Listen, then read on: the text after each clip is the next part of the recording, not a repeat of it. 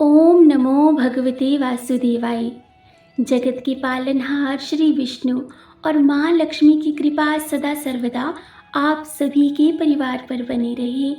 भगवान विष्णु आपकी सभी मनोकामनाएं पूर्ण करें।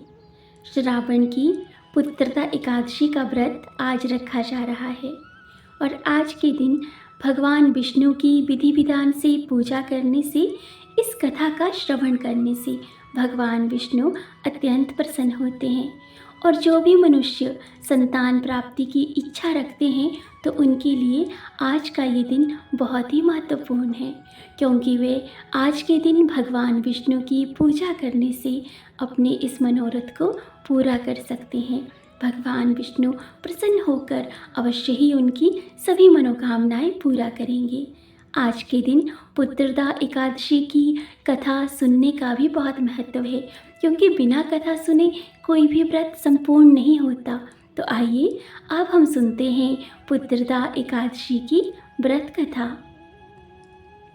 श्री युधिष्ठिर कहने लगे कि हे भगवान, मैंने श्रावण मास की कृष्ण पक्ष की कामिका एकादशी का आपसे सविस्तार वर्णन सुना। अब आप मुझे श्रावण शुक्ल एकादशी का क्या नाम है, इसके व्रत करने की विधि और इसका महात्म्य भी बताइए।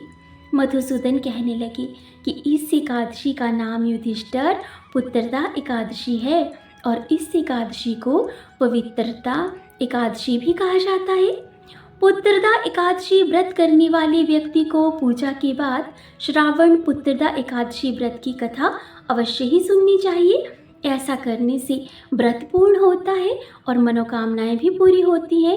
अब आप शांति पूर्वक इसकी कथा सुनिए और इसके सुनने मात्र से वाजपेयी यज्ञ का भी फल मिलता है। पुत्रदा एकादशी व्रत कथा।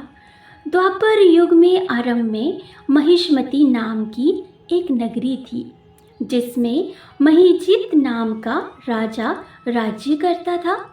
लेकिन पुत्रहीन होने के कारण राजा को राज्य सुखदायक नहीं लगता था, क्योंकि उसका मानना था कि जिसके संतान ही ना हो उसके लिए ये लोक और परलोक तो दोनों ही अत्यंत दुखदायक होते हैं।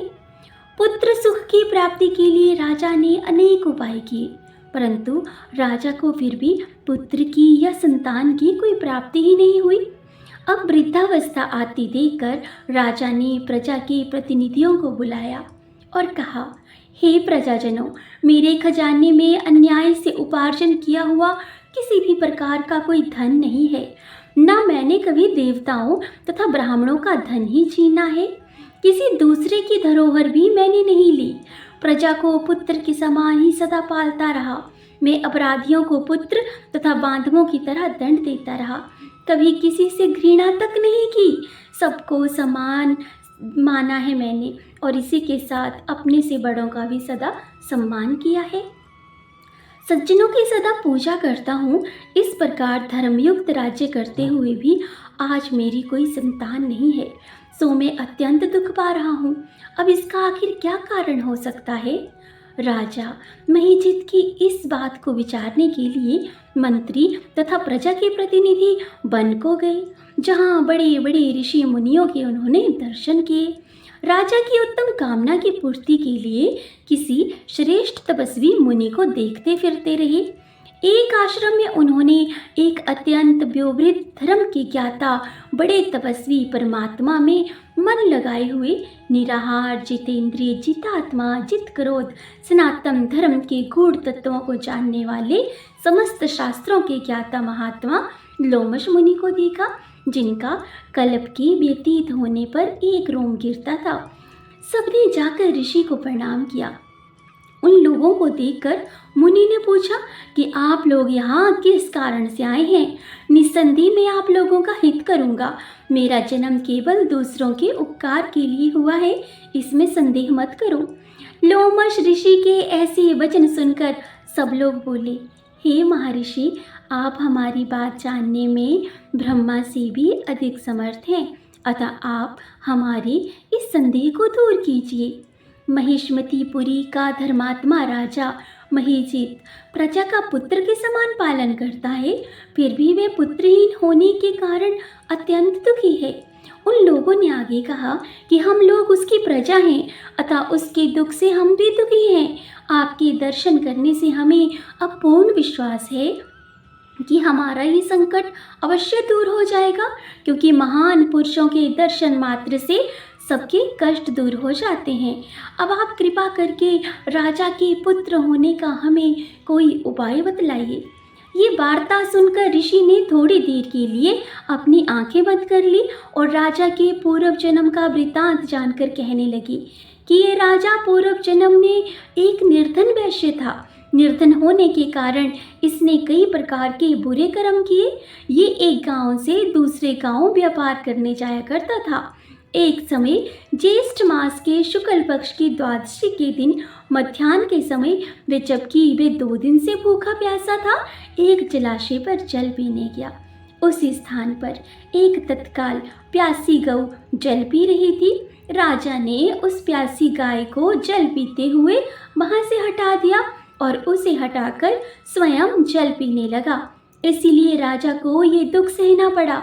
एकादशी के दिन भूखा रहने से वे राजा हुआ और प्यासी गऊ को जल पीते हुए हटाने के कारण पुत्र वियोग का दुख सहना पड़ रहा है।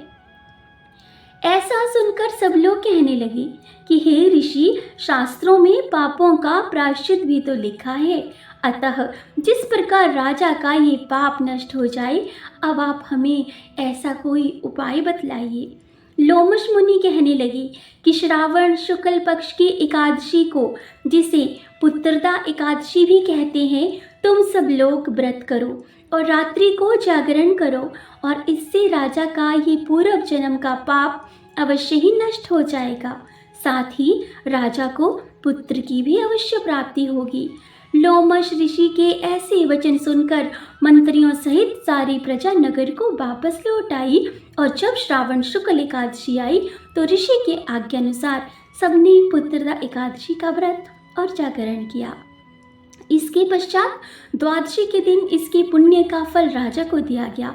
उस पुण्य के प्रभाव से रानी ने गर्भ धारण किया और प्रसव काल समाप्त होने पर उसके एक बड़ा तेजस्वी पुत्र उत्पन्न हुआ। इसलिए हे राजन, इस श्रावण शुक्ल एकादशी का नाम पुत्रदा पड़ा। अतः संतान सुख की इच्छा हासिल करने वाले इस व्रत को अवश्य करें।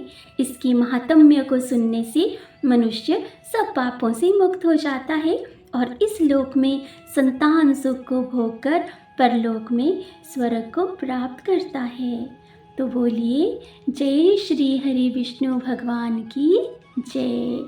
तो इसी के साथ हम मिलेंगे एक अन्य किसी स्तोत्र के साथ, मंत्र के साथ या फिर किसी कथा कहानी के साथ। तब तक आप सभी अपना और अपनों का ख्याल रखिए।